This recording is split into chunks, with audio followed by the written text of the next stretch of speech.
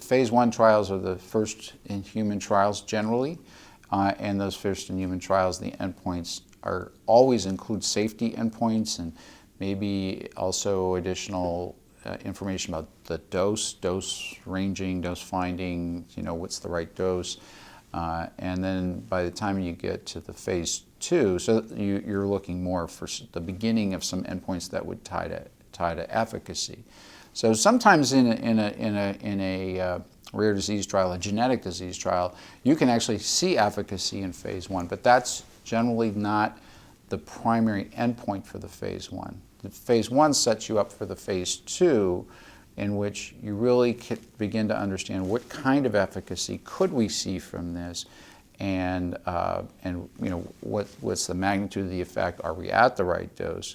And then the phase 3 trial is designed to prove that the drug or therapy, gene therapy, has an impact on an efficacy endpoint. But phase 3 trials are designed to provide enough information that there's definitive proof that you're safe and effective, so that after phase 3, the hope is that the drug can then go through a licensing application with the FDA, in which case it becomes a non-investigational, it becomes an approved medicine.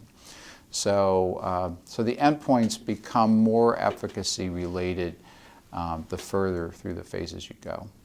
The real issue is that the phase 1, we're not saying it will have no efficacy. What we're saying is the endpoint of the trial is not efficacy. In other words, it doesn't stop if our efficacy endpoints don't show the desired outcome. It may be done too short of a term, or it may be not enough patients to determine those things statistically.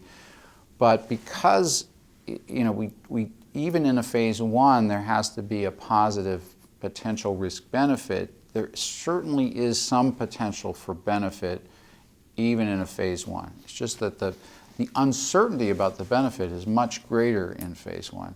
By the time you get to phase 3, there's a reasonable probability of benefit, or else you wouldn't have advanced to phase 3. So, but having said that, I do think it's very clear that when you look at the risk-benefit balance, the earlier you are in the phases of a trial, the less favorable the risk-benefit ratio is, generally speaking, because other people haven't had it. So if there's a side effect that pops up 1 out of 3, and you're the second patient to get it, you might be the one to get this unexpected side effect. Also, again, if we're off on the dose that we anticipate by a factor of 3 or 5, we may not know that until we get some preliminary readouts. But we try not to do that in rare diseases or in these life-threatening genetic diseases for several reasons. The general design, phase 1, 2, and 3 as separate, was really designed for large studies of drugs for conditions like high blood pressure or diabetes, things where if it doesn't work at the low dose or with this drug, you can go back a few years later and try the next one or the next one.